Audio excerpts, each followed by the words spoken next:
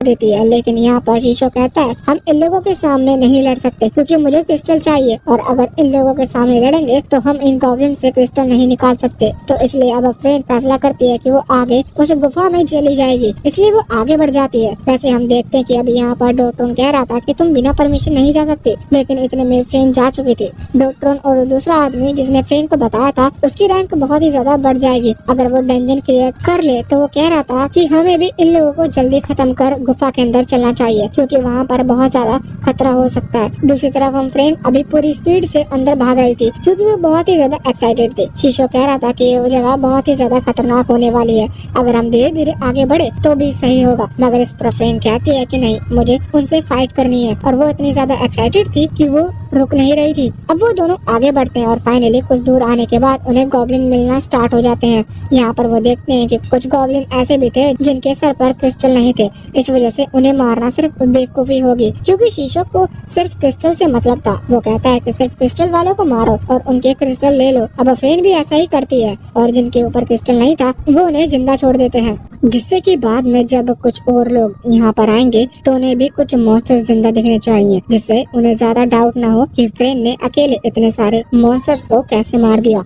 अब क्रिस्टल लेते हुए वो धीरे धीरे और आगे बढ़ते हैं और आगे भी उन्हें जितने गॉब्लिन मिलते हैं जिनके सर पर क्रिस्टल थे वो उन्हें मार देती है और बाकियों को छोड़ देती है। लेकिन अब प्रॉब्लम ये हो गई थी, उनसे सच में बहुत ज्यादा गॉब्लिन खत्म कर दिए थे और उनकी क्रिस्टल ले लिए थे। इस वजह से वो यहाँ पर सभी गॉब्लिन की बॉडी को अपने स्टोरेज के अंदर रख लेती है, जिससे कि ज्यादा इंफॉर्मेशन ना मिले कि उसने कितने लोगों को खत्म किया। और इसके बाद अब वो आगे बढ़ जाते हैं। अब आगे जो ग्रुप आ रहा था वो सारे कमजोर गॉब्लिन का ग्रुप था। शीशो कहता है कि इन्हें मारकर स्ट्रेंथ खत्म करने का कोई फायदा नहीं है, इस वजह से वो अपनी पावर का इस्तेमाल करता है और वहाँ पर उन सभी को एक ही अटैक में खत्म कर देता है। और ये देखकर फ्रेंड बहुत ज्यादा इम्प्रेस थी। वो कह रही थी कि तुम सच में बहुत ज्यादा पावरफुल हो। कुछ दूर आने के बाद वो देखते हैं कि डंजन में बहुत सारे रास्ते हैं। एक रास्ता थोड़ा नीचे की तरफ जाना था। फ्रेंड कहती है कि शायद इस डंजन का लैडर यही नीचे की तरफ होगा। वैसे कंफर्म नहीं था। तभी उन्हें दो और गॉब्लिन दिखते हैं, पर वो उन पर हमला नहीं करते क्योंकि वो गॉब्लिन वहाँ से भाग रहे थे। अब फ्रेंड समझ चुकी थी पक्का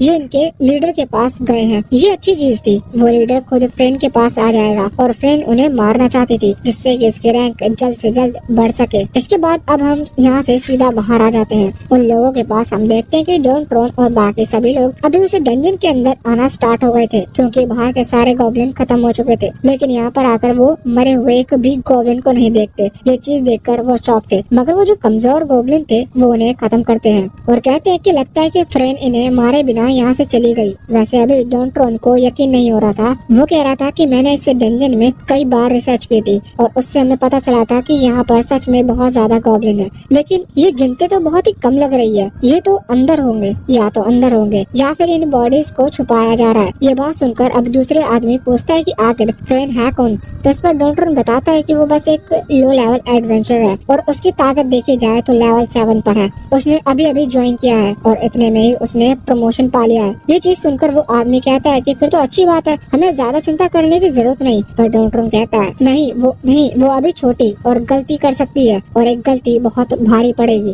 क्योंकि सामने एक डंजन का लीडर भी हो सकता है। अभी डॉक्ट्रोन को फ्रेंड की चिंता हो रही थी और फिर वहाँ से पूरी स्पीड से आगे बढ़ जाते हैं फ्रेंड को ढूंढने के लिए। अब यहाँ से सीन चेंज होता है और हम फ्रेंड और शीशो को देखते हैं। वो आगे बढ़ रहे थे और फाइनली उन्हें उसे डंजन के किंग और क्वीन मिल जाते हैं। फ्रेंड उन पर अटैक कर उन्हें खत्म करना चाहती थी, लेकिन तभी वहाँ पर बहुत सारे गॉब्लिन आकर उन किंग और क्वीन को कवर कर लेते हैं। फ्रेंड फिर भी अटैक करना चाहती थी पर शीशो कहता है कि नहीं, ये बहुत स्ट्रॉन्ग होंगे क्योंकि ये किंग। फ्रेंड फिर भी अटैक करना चाहती थी पर शीशो कहता है कि नहीं, ये बहुत स्ट्रॉन्ग होंगे क्योंकि ये किंग और क्वीन है, तो उनसे सीधा लड़ना गलत होगा। इस वजह से वो प्लान करते हैं कि वो मैजिक पावर का इस्तेमाल कर बाकी सभी गॉब्लिन को डिस्ट्रॉय करेगा और इसके बाद जब वो दूर हो जाएगा तो यहाँ पर किंग और क्वीन पर हमला कर लेंगे। और सेम अब वो किसी तरह से अपने फायर ब्लास्ट अटैक का यूज करता है और जब मौका मिलता है तो फ्रेंड अपनी तलवार लेकर मतलब शीशो को लेकर सीधा हमला करने आगे बढ़ती है। पर वो देखती है कि किंग और क्वीन पहले ही मारे जा चुके हैं। ऐसा शीशो की फायर ब्लास्ट अटैक की वजह से हुआ था, इसलिए वो रोने लगी थी और कह रहे थे कि तुमने मेरे किस चोरी कर लिए। पर शीशो शॉक था। वो कह रहा था कि मेरा फायर ब्लास्ट अटैक इतना ज्यादा पावरफुल नहीं था कि वो किंग और क्वीन को खत्म कर सके, और अगर इन्हें खत्म कर दिया तो इसका मतलब ये बहुत ही ज्यादा कमजोर है।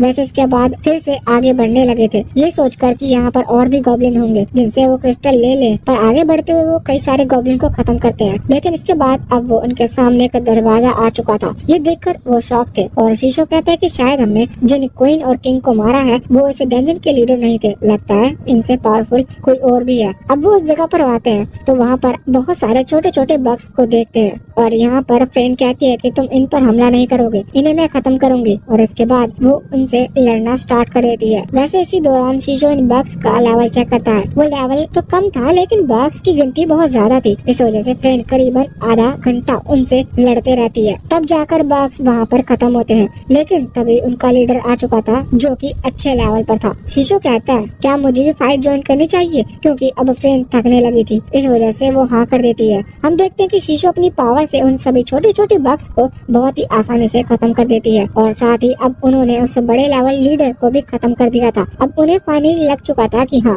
अब वो इस डंजन को क्लियर कर चुके हैं और जीत चुके हैं। लेकिन जब वो वापस लौटने के लिए मुड़ रहे थे तभी उन्हें एक और गेट दिखता है। इस बार जब शीशो वहाँ से एनर्जी को सेंस करता है तो उसे पता चलता है कि इस गेट के दूसरी तरफ सच में कोई पावरफुल है और इस बार वो बिल्कुल पक्का श्योर था कि इसके पीछे इस डंजन का लीडर है, क्योंकि अभी तक उन्होंने जितने भी मॉन्स्टर, गॉब्लिन या फिर किसी से भी फाइट की वो इतने ज्यादा स्ट्रॉन्ग ऑरा नहीं आ रहा था। अब इसी वजह से वो फ्रेंड को कुछ पावर्स देता है, जैसे कि अटैक डिटेक्ट करने की पावर। उससे उसे पता चल जाएगा कि किस डायरेक्शन से अटैक आ रहा है। साथ ही साथ यहाँ पर वो प्रॉमिस भी करता है कि अगर उन लोगों ने अंदर जो भी डीमन या फिर गॉब्लिन है उसे हरा दिया तो इसके बदले फ्रेंड को फेवरेट चीज खाने को मिलेगी। फ्रेंड खुश थी और वो दोनों अब वहाँ से सीधा उस गेट के अंदर चले जाते हैं। दूसरी तरफ हम नेल को देखते हैं। वो इस वक्त गिल्ड मास्टर से कह रही थी कि उसे फ्रेंड की चिंता हो रही है, पर गिल्ड मास्टर कहते हैं कि चिंता करने की जरूरत नहीं है, वहाँ पर और भी कई लोग होंगे जैसे कि डॉन ट्रोन, वो आराम से फ्रेंड को बचा सकता है। इसके बाद अब हम फिर से उस गेट के सामने आ जाते हैं। वहाँ पर आकर हम देखते हैं कि अभी डॉन ट्रोन और बाकी जो दूसरे आदमी वहाँ पहुँच चुके थे और उन्हें समझ में नहीं आ रहा था कि वो इस गेट को ओपन कैसे करें, क्योंकि ये लॉक था। अब इसके बाद हम गेट के अंदर पहुँचते हैं जहाँ पर शीशो और फ्रेंड आ चुके थे। उनके सामने उस डंजन का लीडर था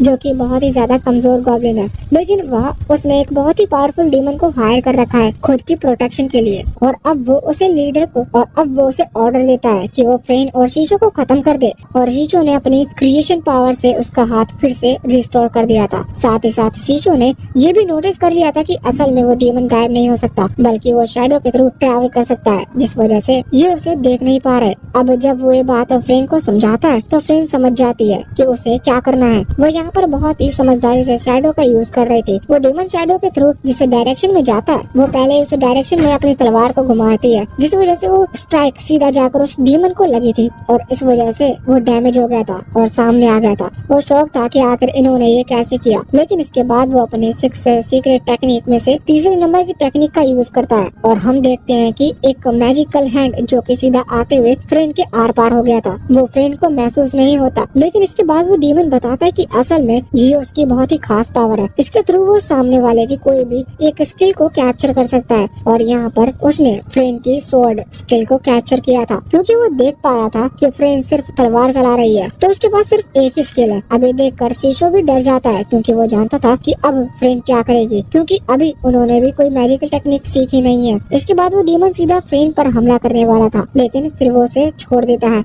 और कहता है कि मैं तुम्हें इतनी आसानी से खत्म नहीं करूंगा। लेकिन हम देखते हैं कि फ्रेंड पीछे जंप करते हुए फिर से आगे बढ़ चुकी थी उस पर हमला करने के लिए। वो डीमन ये देखकर शॉक था कि फ्रेंड अभी भी अपनी तलवार को कंट्रोल कर पा रही है। यहाँ तक कि शीशो भी ये अभी देखकर शॉक था। शीशो फ्रेंड से पूछता है कि तुम्हारी स्वॉर्ड स्किल गई नहीं क्या, तो इस चीज पर फ्रेंड बताती है उसके पास ऐसी कोई स्किल नहीं है। उसे जितनी भी तलवार चलानी सीखी है वो बस शीशो से सीखी है, तो ये बोरो स्किल है, इसलिए वो खुद की स्किल नहीं है, जिस वजह से डीमन अभी भी उस स्किल को नहीं चुरा सकता। और इसके बाद अब फ्रेंड ने फिर से अटैक करना शुरू कर दिया था। यहाँ पर अब उस डीमन को भी थोड़ी सी प्रॉब्लम्स हो रही थी, क्योंकि भले ही वो स्ट्रॉन्ग है लेकिन उसकी स्ट्रेंथ बराबर ही है, तो वो तो धीरे धीरे कम होगी जब वो थकेंगे। पर तब तक ये देखते हुए वो जो डंजन का मास्टर है वो कुछ दूसरे ग्रेट गॉब्लिन्स को समन कर लेता है, जिससे कि वो उस डीमन की मदद कर सके। पर डीमन को इस बात पर गुस्सा आता है। वो कहता है कि उसे उसकी फाइट के बीच में डिस्टर्ब नहीं करना चाहिए और अगर उसने फिर से ऐसी कोई गलती की तो इसके बाद वो उस डंजन मास्टर को ही खत्म कर देगा। दूसरी तरफ हम देखते हैं कि अभी डॉन ट्रोन और बाकी लोग और भी कई सारे गिल्ड मेंबर्स को बुलाते हैं, जिससे कि वो उस जगह को ओपन कर सके।